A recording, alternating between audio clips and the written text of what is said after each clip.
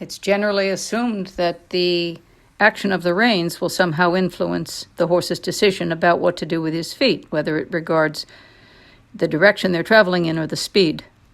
In this situation here, a short clip which will show you clearly that the horse has been taught to submit to the pressure in the mouth by not moving the feet at all, but instead to take the chin and tuck the head down toward the chest, bow the neck, and submit to the pressure of the rein, without regard to any other function that the rein may have in forward motion that would be assumed incorrectly in this case and by this horse to mean change your posture, change your position and direction, and change your speed.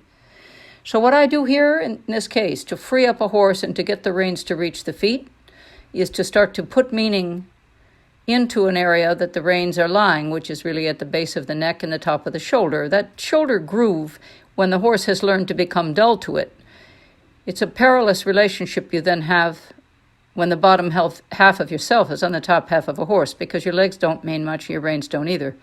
That's a dangerous position to be in. So what I'm going to do here now is I'm going to take the end of my macate and I'm going to just ask the horse to start thinking about the shoulders. He's obviously ignoring the feeling of the reins there.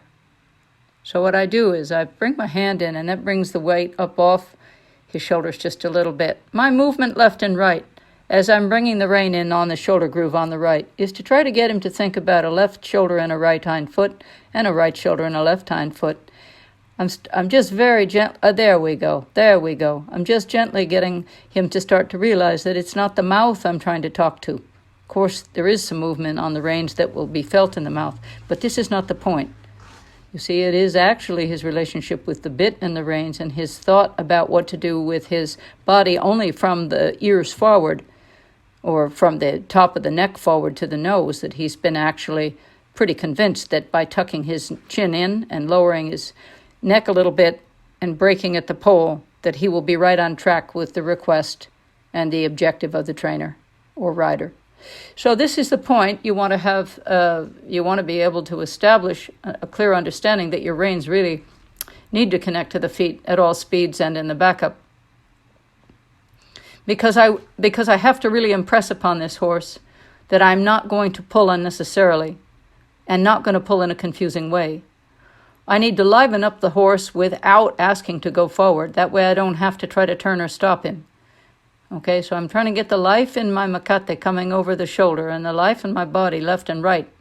This is not done, by the way, with your weight on his back. You have to, well, your weight will be on the horse, but you don't want to be sitting down when you do this. You straighten your knees and you keep your heel underneath you so you don't flop around up there.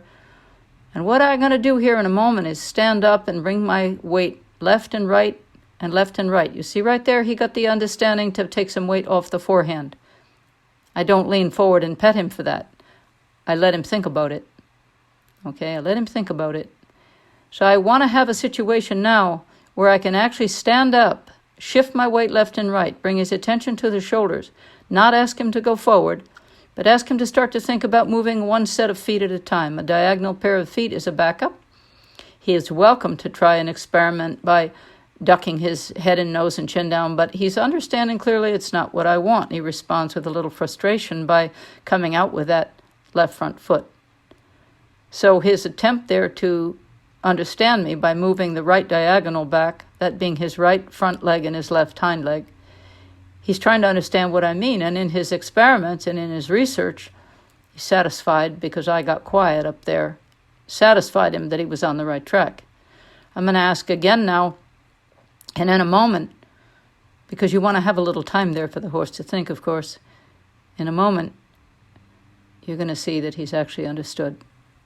Okay?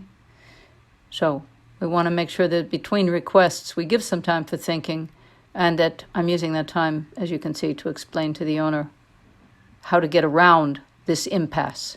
Because a horse who's trained like this can very easily run off with you at top speed and the chin parked right on the windpipe. Or if you happen to be able to get the same very submissive response in lateral flexion, right there I praise him for bringing the weight up, off the feet, off the shoulders. Now we have a little attempt at backing, which is sort of an awkward dragging back with the feet still stuck in the dirt, but nevertheless, it's better than forward motion, and it's also better than the misunderstanding that comes repeatedly when you are trying to get the feet to move and the horse to turn, and what he's really been sure of is only to overflex. Now that was a big change there. He's very proud of himself, and of course I also am pleased here, and what we want to do is not do too much. That's enough for the horse just to be able to think about, and despite the fact that he dragged the feet through the dirt, it was enough.